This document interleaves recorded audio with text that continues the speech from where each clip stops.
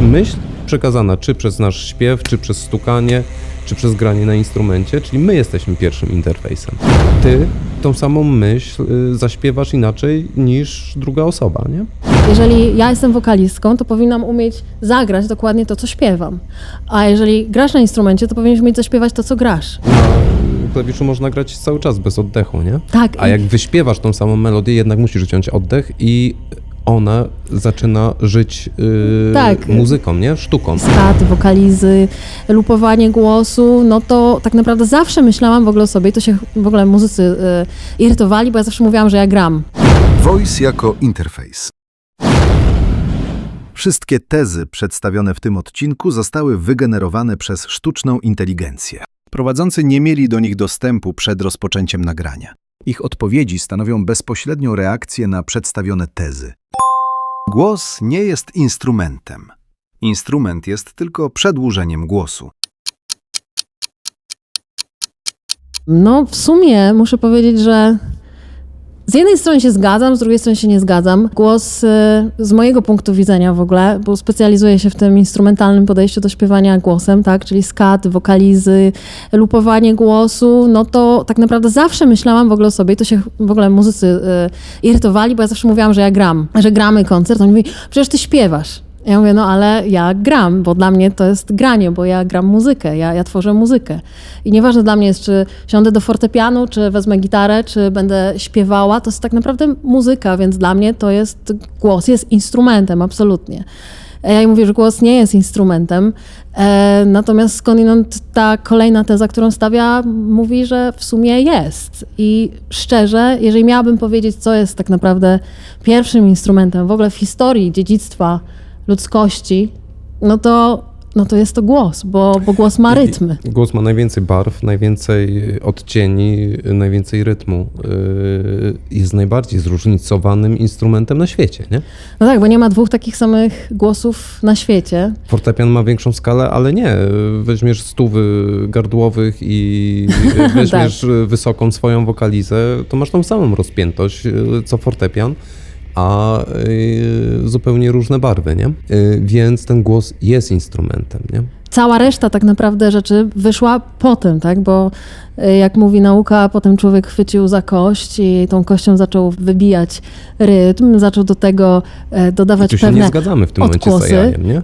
No tutaj się nie zgadzamy. To jest znowu, wiesz, interpretacja. To też jest fascynujące, jakby jak on to interpretuje, a jak my ludzie patrzymy. Bo ja zawsze będę mówiła, że to jest mój instrument. Głos. To jest absolutnie mój instrument i będę się tej tezy mocno trzymała. Ale ci przerwałam. Nie, no super. Na przykład świetne ćwiczenie, jeżeli masz kompozycję, masz ją nagrać, to wyśpiewujesz, nie? Wszyscy wyśpiewują. Oj tak, to jest...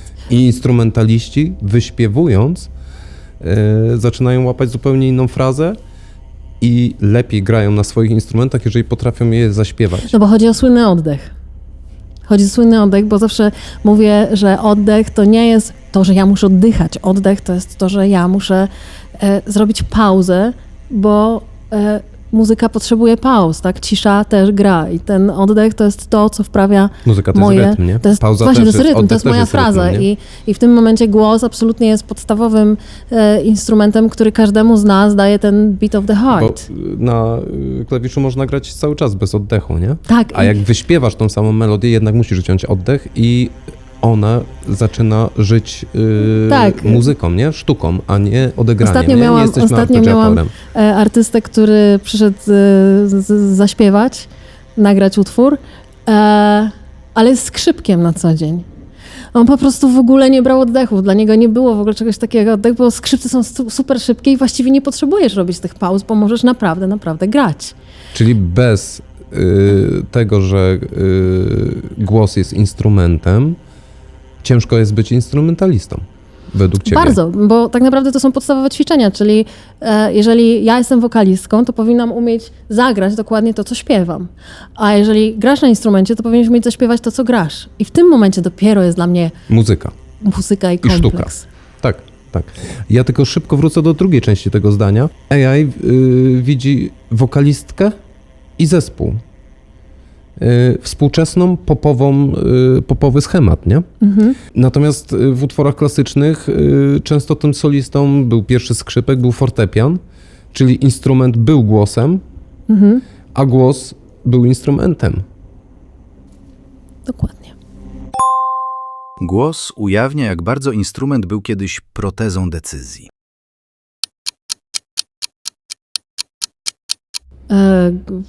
Proteza decyzji kompletnie, absolutnie poddaje się, nie mam pojęcia, o co mu chodzi w tym momencie. A ja wrócę do ostatniego zdania mojego, tej drugiej części.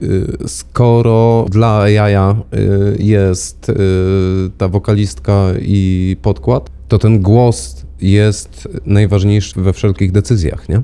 Znaczy, generalnie powiedzmy sobie szczerze, że to, co trafia do człowieka i do serca, to jest wokal.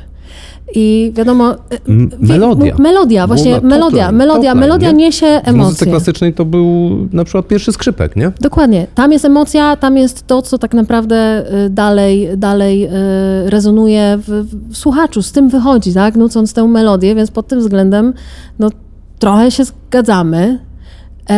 Natomiast nie wolno w żaden sposób jakby powiedzieć, że cała reszta jakby nie ma znaczenia, tak? Nie. No bo są tacy ludzie, którzy powiedzą, że rytm jest po prostu the heart of the music i to jest prawda, bo jak nie wiesz, jak nie czujesz groove'u, nagle to się okazuje, że nic nie ma. Natomiast przeciętny człowiek zawsze wyjdzie i powie, ale to była ładna piosenka, bo wzruszyła mnie, bo słyszy tą główną melodię, czyli ale ona słyszy... bez bassline'u, bez rytmu, bez harmonii nie istnieje, nie? Bo nie jest tym ładnym utworem, nie? Jest tylko tą ładną melodią, ale już nie jest tym ładnym utworem, nie?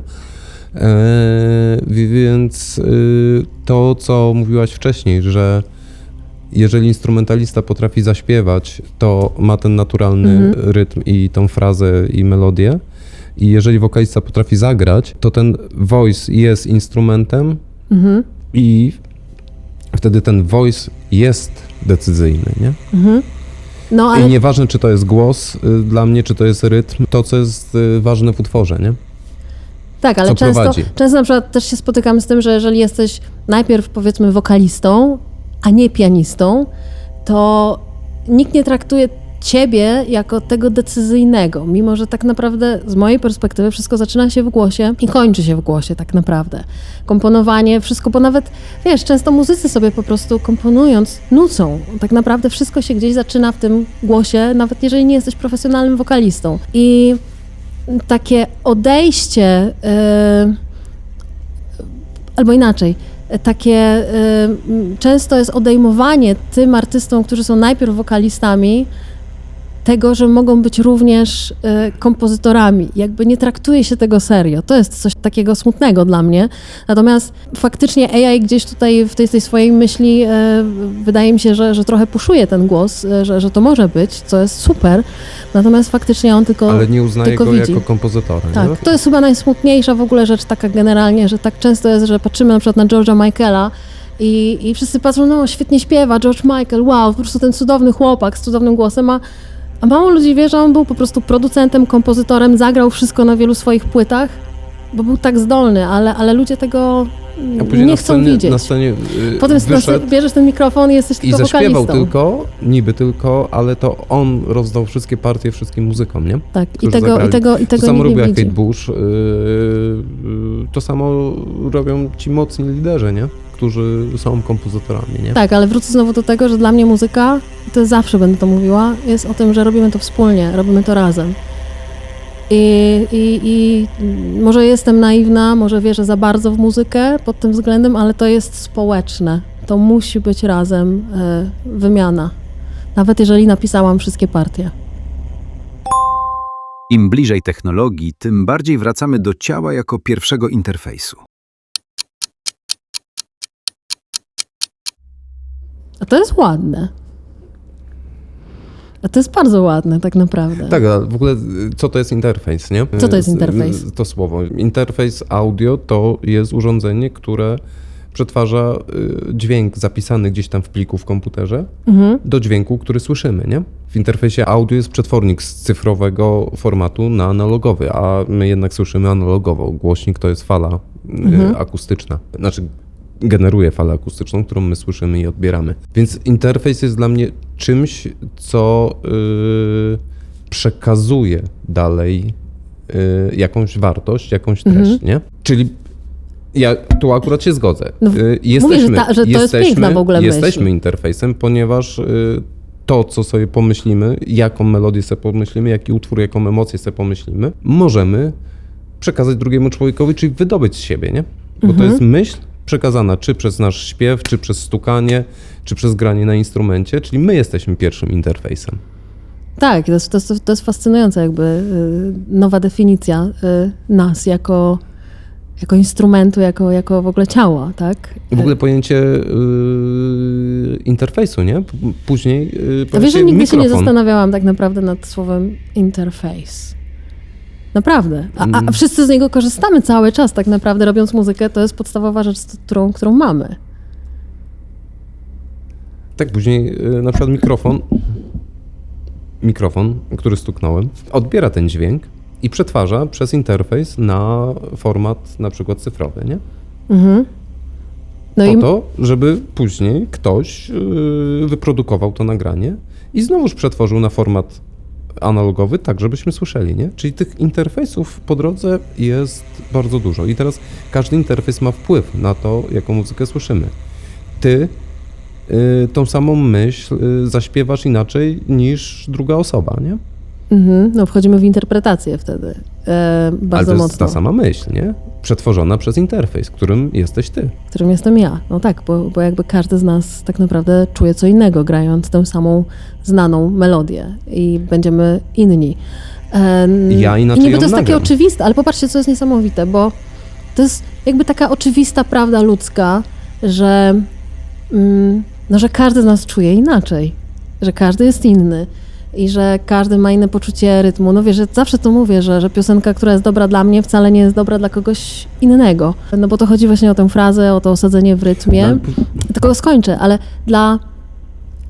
dla sztucznej inteligencji to jest coś wow, co jest takie mega fantastyczne, dlatego że to oznacza, że jednak jako ludzie, jednak ten głos, który jest najbardziej, powiedziałabym, ludzkim instrumentem. No ostatnim, oczywiście fortepian jest niesamowicie analogowym instrumentem, którym mogę przekazać siebie, prawdę, swoją frazę, swoją wrażliwość. Natomiast głos jest najbardziej intymny, no bo ja mam tylko taki głos, ty masz tylko taki głos, ale dla niego to jest fascynujące, że jesteśmy po prostu tak różni. Nie, ja myślę, że to nie jest fascynujące dla niego. Myślę, że to jest wbrew jego algorytmowi, nie? On ma jakieś wyobrażenie o nas, gdzie unifikuje, dopasowuje do cyferek, a to my jesteśmy wyjątkowi. Ponieważ ja twój głos nagram zupełnie inaczej niż mój kolega, nie? Czyli my wtedy też jesteśmy tym interfejsem, ale czy my jesteśmy też współtwórcami końcowego dzieła? Ojej, to już jest bardzo filozoficzne, ale prawda jest taka, że ja chciałabym cały czas wierzyć, że ta myśl była piękna, ta teza jest piękna, bo tak naprawdę to, co czyni muzykę dzisiaj jeszcze ludzką, to właśnie są nasz wokaliści. Nasz interfejs ludzki. Tak, nasz interfejs. I to, jak ty odbierasz muzykę i jak ja odbieram.